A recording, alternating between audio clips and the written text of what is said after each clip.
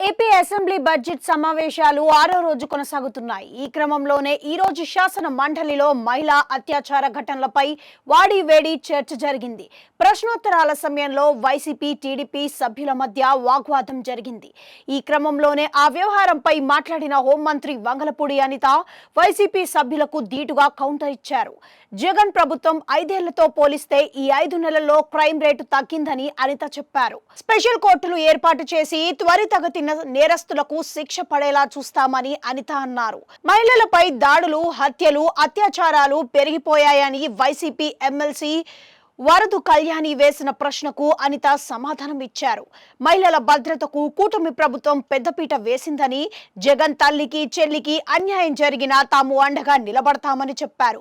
YCP పాలనలో అనేక లోపాలున్నాయని, చట్టబద్ధత లేని, అసలు లేని దిశ చట్టం కింద కేసులు పెట్టారని, నిర్భయ చట్టం ఉందని కానీ నిర్భయ కింద కేసులు నమోదు చేయలేదని ఆరోపించారు. దిశ పోలీస్ స్టేషన్ రాజమండ్రిలో ప్రారంభించిన రోజే ఒక దళిత బాలికను రేప్ చేసి స్టేషన్ ముందు వదిలి వెళ్లారని విమర్శించారు. తాను చెప్పిన దాంట్లో ఏం తప్పుందో చెప్పాలని, వైసీపీ సభ్యులంతా ఎందుకు నిలుచున్నారో చెప్పాలని అనిత డిమాండ్ చేశారు.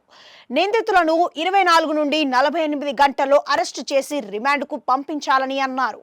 మీరైనా మేమైనా మహిళల భద్రత విషయంలో అలర్ట్ గా ఉండాలని చెప్పారు. గత 5 ఏళ్లలో మహిళల భద్రత గురించి వైసీపీ సభ్యులు మాట్లాడడం హాస్యాస్పదమని, సీఎం జగన్ ఇంటి సమీపంలో రేప్ జరిగితే న్యాయం జరగలేదని ఆరోపించారు. గత 5 ఏళ్లతో పాటు చెట్ల నరకడానికి, పరదాలు కట్టడానికి టీడీపీ నేతల హౌస్ అరెస్టులకు పోలీసులు ఉన్నారని ఆరోపించారు.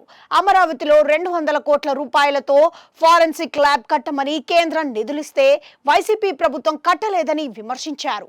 లా అండ్ ఆర్డర్ ఫెయిల్ అయిందని వైసీపీ సభ్యులు నినాదాలు చేయగా, లా అండ్ ఆర్డర్ ఫెయిల్ కాబట్టే దువ్వాడ శ్రీనివాస్ వంటి వారు సభకు వస్తున్నారని దువ్వాడను ఉద్దేశించి అనిత చేసిన వ్యాఖ్యలు వైరల్ గా మారాయి. ఆ సమయంలో అనిత వ్యాఖ్యలకు నిరసనగా వైసీపీ సభ్యులు వాకౌట్ చేశారు. తన సమాధానం వినటానికి దమ్ము, ధైర్యం కావాలని అనిత అన్నారు.